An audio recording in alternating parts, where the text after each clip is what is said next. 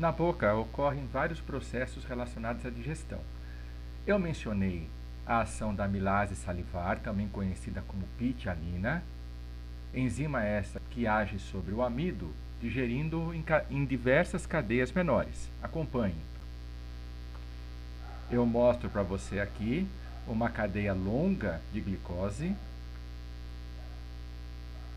Cada hexágono deste corresponde à glicose. Elas são unidas entre si através de uma ligação chamada ligação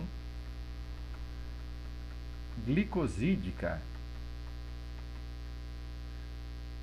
Acontece então que na boca a pitialina age sobre essas ligações glicosídicas, não todas.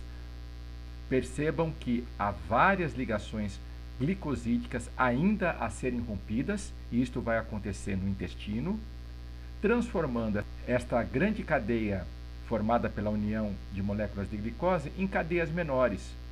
Por exemplo, como esta aqui, com 1, 2, 3, 4, 5 glicoses. Mastigação, que trata da trituração dos alimentos a fim de aumentar a superfície de contato deste com as enzimas. Insalivação, a fim de proteger os epitélios da boca, faringe, esôfago, dos órgãos por onde o alimento vai percorrer, a fim de que ele não machuque os epitélios desses órgãos. E a deglutição, a língua, os movimentos da língua empurram o bolo alimentar para seguir o seu trajeto no sistema digestório. Qual o papel do intestino grosso? Eu elenquei aqui a absorção de água e dos sais minerais, com a consequente solidificação dos resíduos. O quimo, que é despejado do estômago, aquela massa líquida, ele vai transcorrer o intestino delgado, a fim de que o alimento ali possa sofrer ainda mais digestão, e vai avançar pelo trato digestório até chegar ao intestino grosso, onde no cólon haverá a retirada de água e a produção também de vitaminas por bactérias ali existentes. Agora, esta absorção de água faz este quimo ficar cada vez mais o quê? Mais sólido, formando então as fezes. A bile é produzida em qual órgão? No fígado.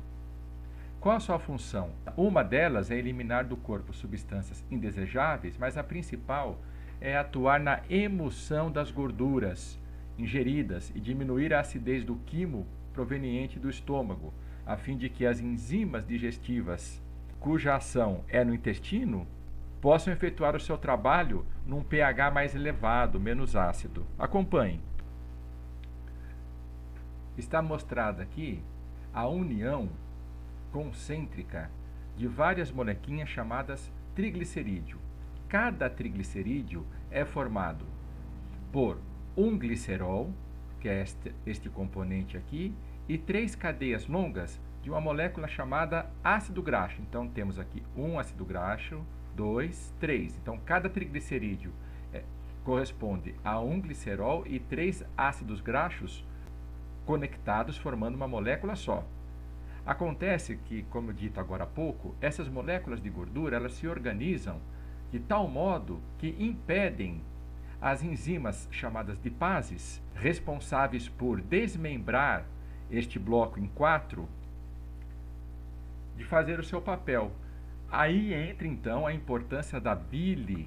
A bile é um líquido salino que funciona como um detergente.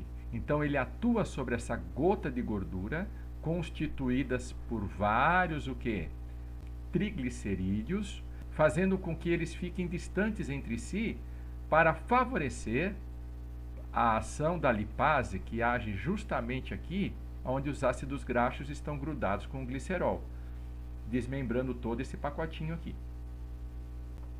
Em quais locais do sistema digestório é realizada a digestão das proteínas? Em 2 lugares, no estômago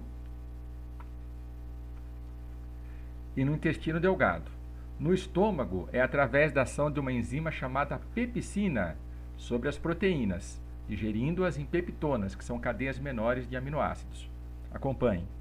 Mostro aqui para você uma cadeia longa de aminoácidos. Cada bolinha dessa está representando o aminoácido, que é a unidade formadora de uma proteína. Então, uma proteína é uma sequência de aminoácidos. Esta ligação aqui, que une dois aminoácidos consecutivos, é chamada de ligação peptídica. Esta ligação deve ser rompida. O fato desta ligação ser rompida é que ocorre o processo de digestão. Ora, qual é a enzima responsável por quebrar esta ligação? É a enzima chamada pepsina, produzida pelo estômago. Está aqui a setinha representando a pepsina. Então, ela fragmentou esta molécula de proteína grande em cadeias de aminoácidos menores. Isso ocorre no estômago. Agora, no intestino delgado, a digestão de proteínas tem prosseguimento pela ação de uma enzima chamada tripsina, produzida, por sua vez, pelo pâncreas. Então, o pâncreas produz tripsina e a lança no intestino delgado para continuar a digestão das proteínas. Acompanhe. Temos agora aqui o que acontece no intestino delgado. Essas cadeias menores de aminoácidos provindas do estômago agora são atacadas, estas ligações peptídicas remanescentes são atacadas pela enzima tripsina, produzidas pelo pâncreas, resultando em cadeias ainda menores de aminoácidos ou até mesmo já em aminoácidos livres, a fim de que eles possam ultrapassar os capilares sanguíneos para ganhar a circulação sanguínea.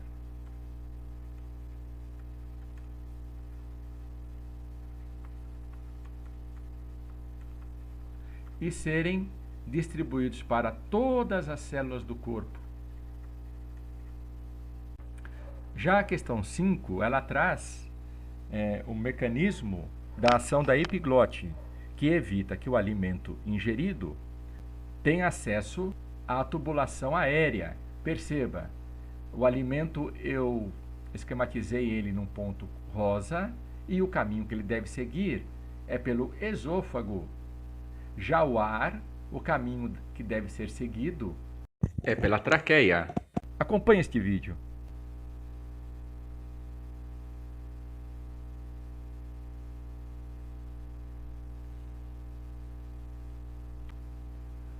A língua, os dentes e a produção de saliva atuam nas primeiras etapas da digestão, como pode ser evidenciado nesta ilustração.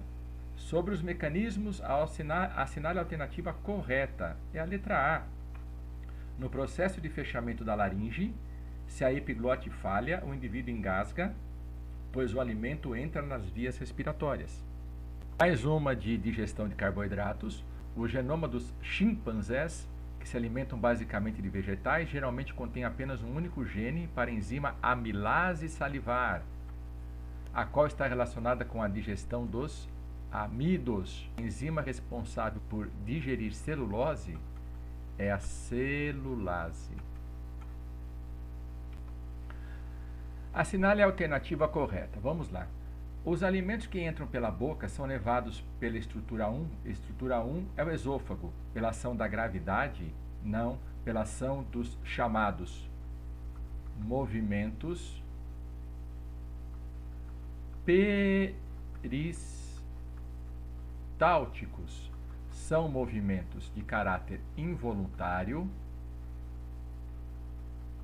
movimentos de contração e relaxamento da própria musculatura do esôfago, que empurra o alimento em direção ao estômago.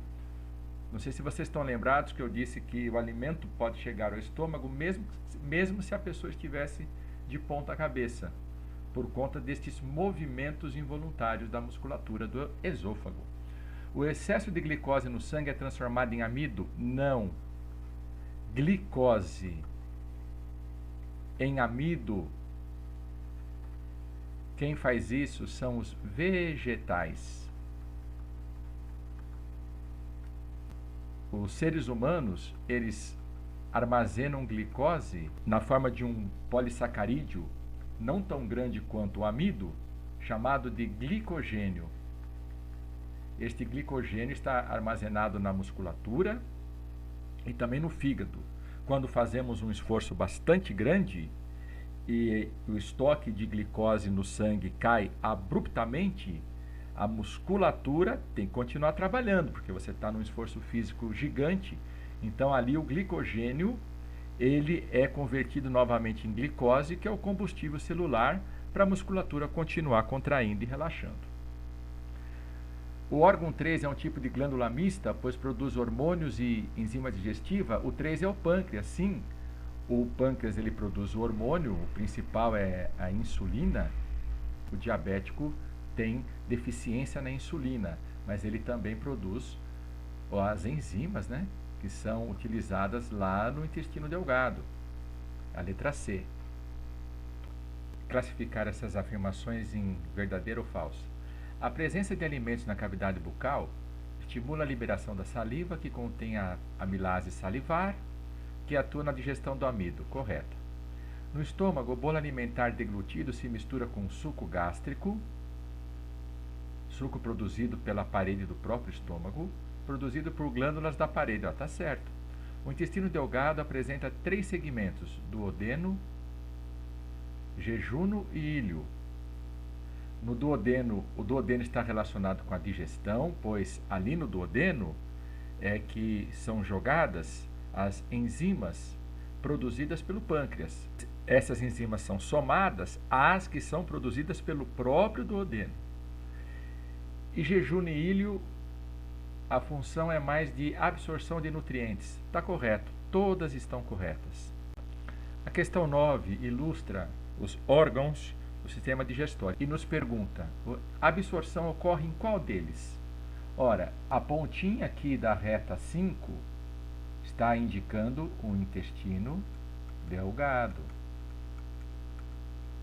Já a flecha 6, intestino grosso. No grosso ocorre absorção de água e sais minerais. Já no intestino delgado, ocorre a absorção dos produtos da digestão, quais sejam dos aminoácidos livres, do glicerol, proveniente da digestão das gorduras, dos ácidos graxos, de igual maneira, da glicose, digestão dos açúcares. Portanto, a alternativa certa é a C.